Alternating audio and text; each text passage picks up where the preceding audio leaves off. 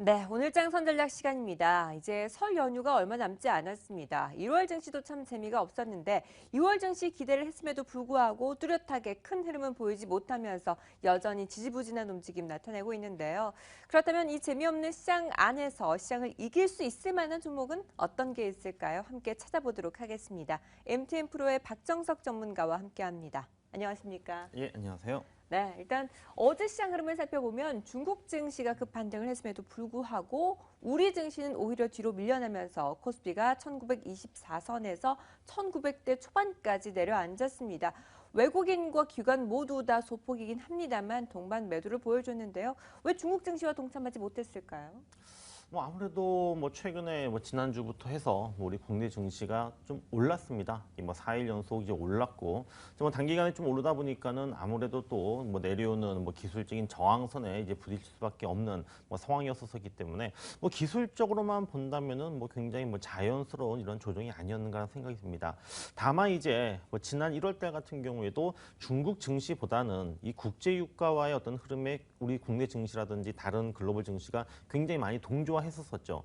그래서 어제 중국 증시가 올랐었지만은 그보다는 그 전날 있었었던 국제 유가의 급락이라고 하는 부분들, 감산에 대한 그 얘기가 좀 지난주에 나왔었지만은 또 이것이 쏙 들어가면서 오늘 같은 경우에도 또 국제 유가가 또 이제 또 다시 좀 급락을 하는 이런 상황들이 만들어졌기 때문에 국제 유가와 좀 그 어느 정도 동조화했다라고 이제 볼 수 있을 것 같고요. 그다음에 최근에 이제 종목 장세를 본다면은 지카 바이러스 관련된 이러한 그 테마주들이 어제 같은 경우에 일제히 하락을 했다라든지 또는 지난주 같은 경우에는 제4이동통신 관련 종목군들 이런 종목군들도 단기 급등했다가 좀 떨어지면서 어떤 종목 장세를 이끌었었던 이런 테마주들도 이제 좀 꺾이다 보니까는 전체적으로도 종목 장세도 좀 약화된 흐름이 좀 만들어졌었습니다. 그리고 이제 그 5일 연휴죠. 예, 이제 얼마 안 있으면은 그 설 연휴가 있기 때문에 설 연휴를 앞두고 좀 관망 심리가 좀 나타나는 부분들도 좀 주가의 어떤 조정에 좀 요인이 아니었는가라고 저는 보고 있습니다. 네, 이 테마주들도 정점에서 꺾이는 모습이었고요. 유가의 급락과 함께 설 연휴를 앞두고 시장에서 부담스러운 측면이 있었습니다. 자, 그럼 수급적인 측면에서 또 한번 살펴보도록 하겠습니다. 외국인은 다시 매도로 돌아섰고요. 기관이 오히려 어제 외국인보다 더 큰 폭의 매도를 보여줬습니다. 이제 1900대까지 밀려났으니까 사줄 때쯤 됐다 싶은 생각이 드는데 어떻게 보시나요? 예, 기관들이 사실 어떻게 보면은 그 1800선대 이제 중반부터 1900선 올라올 때 거의 외국인들은 그동안 계속 매도를 했었었고 기관들이 여전히 계속적인 매수를 해 왔었잖아요. 그래서 어제 하루 매도를 했다라고 하는 부분들로 기관들의 그 매도가 어떤 기술적으로 바뀌었다 이렇게 보기는 좀 어려울 것 같습니다. 그래서 오늘 시장이 다시 한번 뉴욕 증시의 영향 때문에 조정을 받는다. 이 경우에는 언제든지 기관들이 구원 투수로서 들어올 수 있다는 생각이 들고요.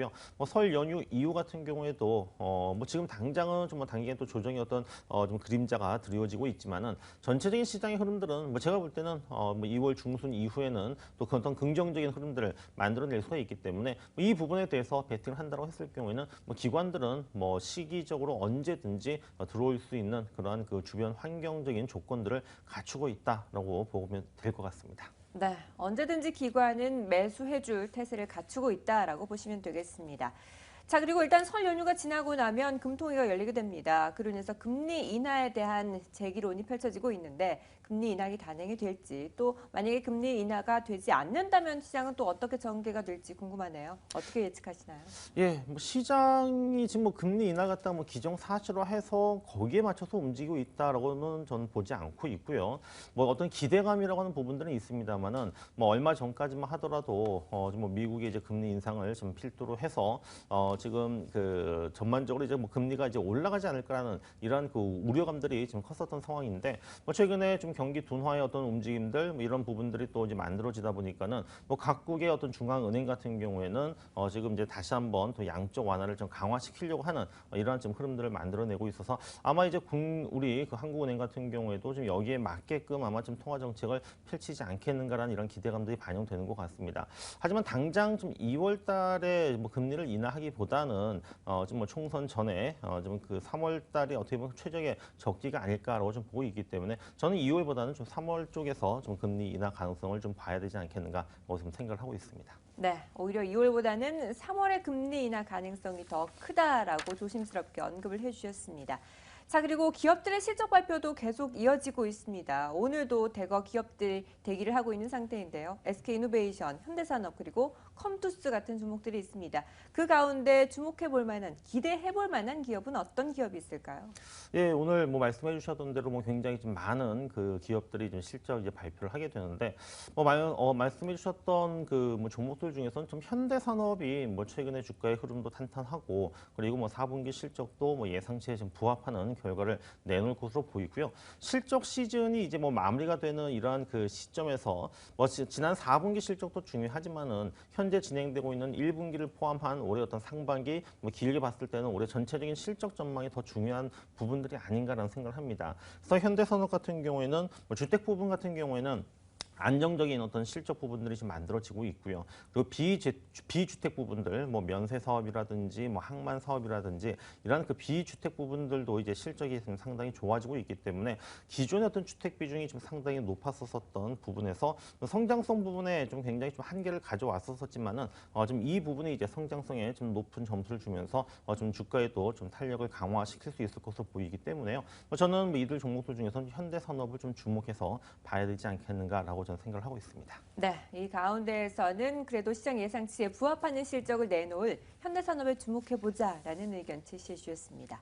자, 그리고 매주 수요일마다 시장은 이기는 종목들 발굴해 드리고 있습니다. 이 종목들로 포트폴리오 구성을 하고 있는데 그동안의 종목들 어떻게 흘러가고 있는지 좀 체크해 볼까요? 예, 뭐 그동안 역시 이제 뭐 잘 가는 종목들 같은 경우에는 이제 꾸준하게 계속적으로 보유를 하면서 좀 그 수익률을 좀 최대한 극대화시키고 있고 뭐 좀 주가가 좀 약간 뭐 탄력이 부진하다라든지 좀 시세가 좀 약한 종목들 같은 경우에는 과감하게 뭐 다른 종목으로 교체를 하면서 뭐 현재 어떤 포트폴리오의 어떤 흐름들은 뭐 굉장히 좀 좋은 흐름들을 좀 보이고 있는데요. 첫 번째로 이제 뷰웍스 같은 경우에는 뭐 최근에 이제 뭐 지속적으로 이제 신고가의 흐름들이 지금 만들어지면서 뭐 최고 지금 현재 그 27%까지 지금 수익을 현재 지금 그 만들어내고 있고요. 또 올해 뭐 사상 최대 실적이 좀 기대가 된다라고 하는 이런 그 전망 부분들이 계속적으로 나와주고 있는 만큼 이 뷰웍스 같은 경우에는 지속적으로 좀 더 보유를 하도록 하겠습니다. 두 번째 종목이 이제 그 썬데이 토즈였는데요. 썬데이 토즈 같은 경우에는 뭐 주가가 빠지지는 않습니다. 뭐 빠지지는 않지만은 뭐 현재 주가가 뭐 바로 또 올라가질 못하면서 어떻게 보면 좀 바닥을 다져가는 이러한 좀 진통 과정이다라는 생각이 들긴데 뭐 현재 그 뭐 2월달 뭐 정부의 그 게임 그 산업에 대한 어떤 규제 완화 뭐 이러한 그 부분들도 기대를 해볼 수 있는 만큼 좀 더 좀 보유를 하도록 하겠고요. 그리고 인터로저 같은 경우에도 지금 현재 뭐 19% 정도 좀 거의 한 20% 가깝게 지금 매수한 이후 좀 수익률을 좀 기록을 하고 있습니다. 인터로저 같은 경우에는 뭐 지난주에 굉장히 좀 급등을 했었고 이번 주 같은 경우에는 뭐 월요일, 화요일 좀 뭐 숨고르는 흐름으로 전개되고 있는데 뭐 일단 뭐 숨고르는 어떤 조정의 흐름들은 뭐 급등에 따른 어떤 뭐 자연스러운 상황인 만큼 좀 더 보유를 하도록 하겠고요. 지난주에 편입을 했었던 솔리드, 솔리드가 이제 그 매수를 한 이후에 뭐 지난주 금요일 같은 경우에는 뭐 장중에 이제 주가가 급등세를 보이면서 8% 넘는 이런 그 높은 수익률을 기록을 했었습니다.